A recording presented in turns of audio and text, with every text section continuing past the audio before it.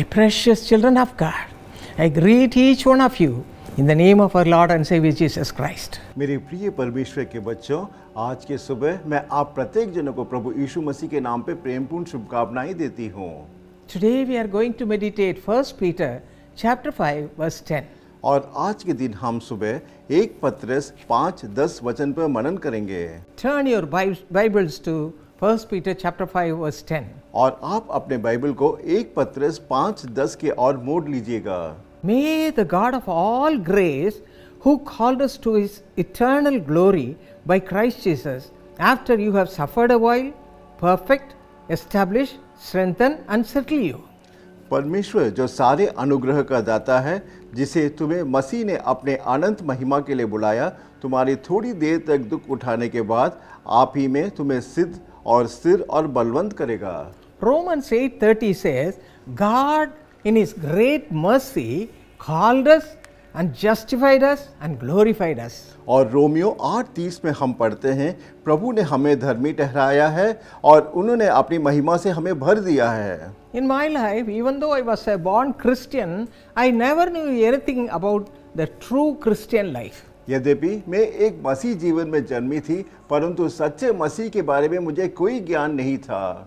But one day I heard the word of God, and that verse was Proverbs 31:30.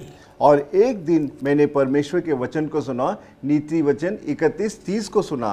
God spoke to me through this verse. और प्रभु ने मुझसे इस वचन के द्वारा मुझसे बात किया। A woman who fears the Lord, she shall be praised. स्त्री जो यहोवा का भय मानती है, उसकी प्रशंसा की जाएगी। How to have the fear of the Lord? और पर प्रभु का भय किस तरह से माना जाता है? And when I thought about it, I searched the Bible and found out that I was not having that fear of God at all. और जब मैंने बाइबल को पढ़ा, तब मुझे ये मालूम चला कि मेरे मन में कोई भी प्रभु का भय नहीं है। My friends, we have to seek the word of God. मेरे प्रिय दोस्तों, हमें प्रभु के वचन पर मनन करना होगा। Read it daily. आप प्रतिदिन उनके वचन को And पढ़िएगा। through the word of God, the Lord will speak to you and give you grace to know all about the truth. और प्रभु अपने वचन के द्वारा आपसे बात करेंगे और सच्चाई को जानने में सहायता करेंगे। Psalm 32 verse 8 says, The Lord shall instruct us and teach us in the way we should go and guide us with his eyes. और भजन संहिता 32:8 में हम पढ़ते हैं, मैं तुझे बुद्धि दूंगा और जिस मार्ग में तुझे चलना होगा उसमें तेरी अगुवाई करूंगा। So every day we have to read the word of God and get Lord's instructions. और हमें प्रतिदिन प्रभु के वचन को पढ़ना होगा और उनके निर्देश को प्राप्त करना होगा। See the life of David. और दाऊद के जीवन को He आप writes in देखिए। Psalm 23 that the Lord is his shepherd. और भजन संहिता 23:1 में उसने कहा कि प्रभु मेरा चरवाहा है। And how he guided him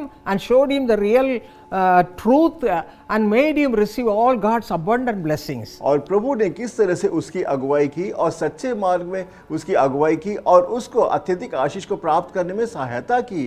My friends, you also do the same thing. Keep Jesus as your shepherd. मेरे प्रिय दोस्तों, आप भी प्रभु यीशु को अपना चरवाहा के रूप में रखिएगा। According to Isaiah 40:31, wait at his feet. और यशायाह 40:31 के अनुसार आप प्रभु के You will be strengthened in the Lord. और आप प्रभु में बलवंत होंगे। And God will guide you in your ways. और प्रभु आपको आपके मार्ग में अगुवाई करेंगे। And he will restore you. और प्रभु आपको सारा Make you वापस प्राप्त strong. करेंगे और आपको दृढ़ करेंगे। Firm. और आपको स्थिर And करेंगे। steadfast. और आपको बलवंत Shall करेंगे। we pray? आइए अभी हम प्रार्थना करें। Father, give us this grace right now. हे प्रभु, हमको ये अनुग्रह इस वक्त दीजिएगा। Those who are anxiously asking you and waiting at your feet, Lord, you know their heart's desire and fulfill everything right now. और जो जो उत्सुकता के साथ आपके चरणों में प्रतीक्षा कर रहे हैं, आप उनके हृदय को जानते, इस वक्त आप आइएगा। Let their lives be restored. और उनके जीवन को आप नया बनाइएगा। Let it be firm. और उनके जीवन को स्थिर कीजिएगा। Let it be a blessing. और उनके जीवन को आशीष में बनाइएगा। Bless each one of them. और प्रत्येक जनों को आप आशीषित Give them all the कीजिएगा। grace and mercy. और सारा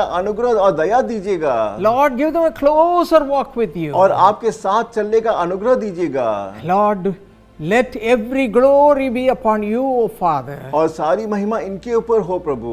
Hallelujah. धन्यवाद प्रभु। In Jesus' name we pray. और यीशु के नाम से मैं प्रार्थना मांगती हूँ। Amen. आमीन।